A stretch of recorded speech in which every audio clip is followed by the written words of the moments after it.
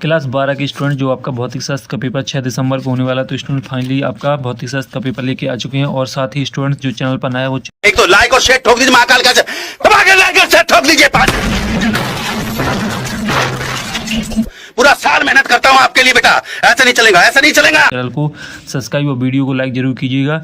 तो इस वीडियो में हम आपको देने वाले हैं संपूर्ण पेपर और साथ ही इस पेपर का फुल सॉल्यूशन देने वाले हैं। तो वीडियो को लाइक पहले से ही कर दीजिए और साथ ही जो चैनल पर नया है उस चैनल को सब्सक्राइब भी कर लीजिए। तो स्टूडेंट जो आपका अर्थशास्त्र का पेपर आप स्पष्ट तरीके से देख सकते हैं। अर्धवार्षिक परीक्षा 2023-24 कक्षा 12वीं विषय भौतिक शास्त्र, और जो आपका पेपर है वो आपका 70 नंबर का रहेगा। स्पष्ट तरीके से आप देख सकते हैं। और साथ ही स्टूडेंट्स है, आप यदि टेलीग्राम चैनल को ज्वाइन करना चाहते हैं तो आपको डिस्क्रिप्शन में लिंक मिल जाएगी इसी वीडियो की, तो आप वहां से ज्वाइन कर सकते हैं टेलीग्राम चैनल को।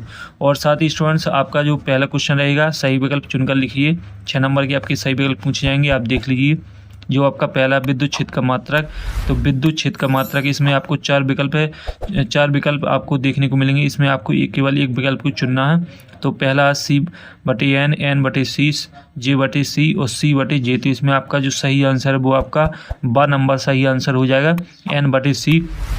इसके बाद है आपका दूसरा, दो संधारित्रों को श्रेणी क्रम में जोड़ने पर प्रत्येक पद समान होगा। आवेश विभव, आवेश एवं विभव दोनों, ना आवेश ना विभव। तो इसमें आपका करेक्ट आंसर आवेश हो जाएगा। इसके बाद है आपका तीसरा, अतिचालक पदार्थ की चालकता होती है अनंत, 0, 1, 1 से कम। तो इसमें आपका करेक्ट आंसर 0 हो जाएगा। इसके बाद है चौथा, धारा मापी कुंडली के साथ श्रेणी क्रम में उच्च प्रतिरोध जोड़ने पर बनता है वोल्टमीटर, आमीटर, वोल्टमीटर। इनमें से कोई नहीं, तो इसमें आपका वोल्टमीटर हो जाएगा। और इसके बाद है आपका पांचवा, ग्रीन हाउस प्रभाव का कारण। ग्रीन हाउस प्रभाव का कारण क्या है? अवरक्त किरण, परावैंगनी किरण, एक्स किरण, रेडियो तरंग है। तो इसमें आपका करेक्ट आंसर परावैंगनी किरण हो जाएगा। इसके बाद आपका छठवां, सरल सूक्ष्मदर्शी बना प्रतिबिंब होता है आभासी और छोटा, आभासी और बड़ा, वास्तविक और छोटा, वास्तविक और बड़ा। तो इसमें आप वास्तविक और छोटा हो जाएगा।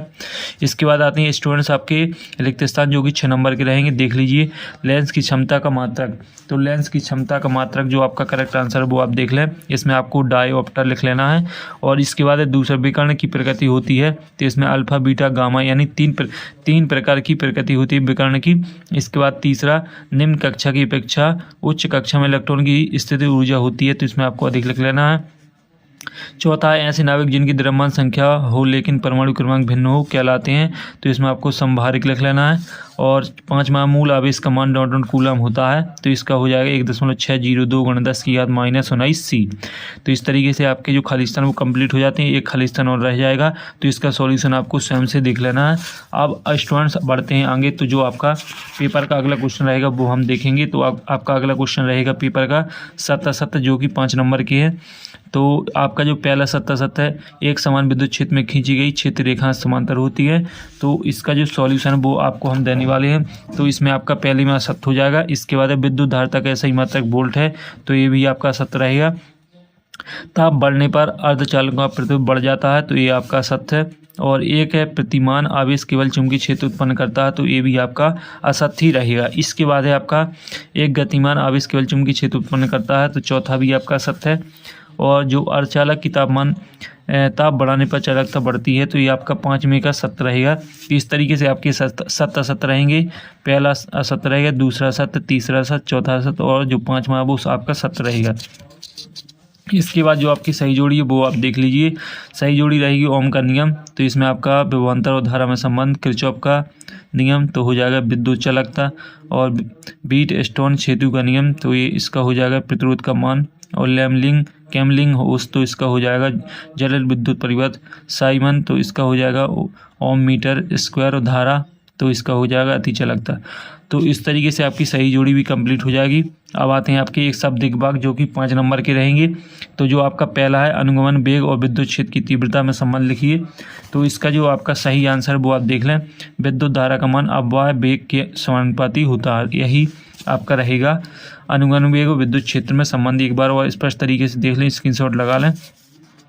इसके बाद है लेंज का नियम किस नियम के अनुकूल है। तो लेंज का नियम जो अनुकूल है वो ऊर्जा संरक्षण के नियम के अनुकूल है। देख लीजिए दूसरी का राइट आंसर ऊर्जा संरक्षण हो जाएगा। और इसके बाद है गोलीय दर्पण का सूत्र। तो तीसरा है गोलीय दर्पण का सूत्र। तो गोलीय दर्पण का सूत्र होता है m = -v/u। और इसके बाद है आपका चौथा स्नेल का नियम। तो स्नेल का नियम तो आप सभी को आता है, तो आप देख लेना। और इसके बाद है फोटोन किसे कहते हैं। तो फोटोन विद्युत चुम्बकीय विकिरणों का एक सूक्ष्म ऊर्जा का पैकेट होता है जिसे फोटोन कहते हैं। तो 5वें का जो करेक्ट आंसर है वो आप देख लीजिए, विद्युत चुम्बकीय विकिरण एक सूक्ष्म ऊर्जा का पैकेट होता है जिसे क्या कहते हैं, फोटोन कहते हैं। इसके बाद है आपके 2 नंबर के क्वेश्चन देख लीजिए। 2 नंबर के जो क्वेश्चन रहेंगे वो आपके प्रश्न 6 से स्टार्ट होंगे। तो आप देख सकते हैं, कार फलन एवं दहली आवृत्ति में से को स्पष्ट कीजिए। इसका अथवा हाइड्रोजन स्पेक्ट्रम में बामर श्रेणी किसे कहते हैं। 7वां है मोटर गाड़ी को स्टार्ट करने पर इसकी हेडलाइट कुछ बंद क्यों हो जाती है। प्रतिरोध एवं प्रतिरोधकता में अंतर स्पष्ट कीजिए। 8वां आवेश का क्वांटीकरण किसे कहते हैं। और इसका अथवा विद्युत द्विध्रुवण किसे कहते हैं। इसके बाद है आपका स्टूडेंट्स 9वां आप देख लीजिए। 9वां भी आप स्टूडेंट स्पष्ट तरीके से देख सकते हैं, समविभव पृष्ठ किसे कहते हैं, ओम का नियम क्या है। तो इसका जो सॉल्यूशन है वो आपको जो टेलीग्राम चैनल पर मिल जाएगा। तो टेलीग्राम चैनल की लिंक आपको डिस्क्रिप्शन में मिल जाएगी, वहां से आप ज्वाइन करके टेलीग्राम चैनल ग्रुप से जुड़ सकते हैं और वहां से संपूर्ण सॉल्यूशन प्राप्त कर सकते हैं।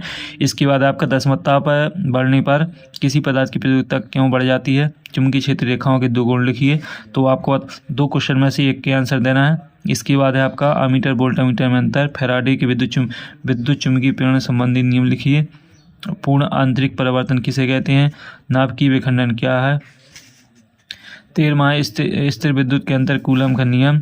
और सिद्ध कीजिए कि विद्युत द्विध्रुव की अनुप्रस्थ स्थिति में किसी बिंदु पर विभव शून्य होता है। 14वां प्रतिरोध ताप गुणांक किसे कहते हैं। इसका मात्रक, अनुगमन वेग एवं धारा घनत्व में संबंध स्पष्ट कीजिए। 3 नंबर के क्वेश्चन रहेंगे। और इसके बाद आपका 15वां प्राथमिक एवं द्वितीयक इंद्रधनुष में अंतर लिखिए। प्रकाश विद्युत प्रवाह की व्याख्या कीजिए।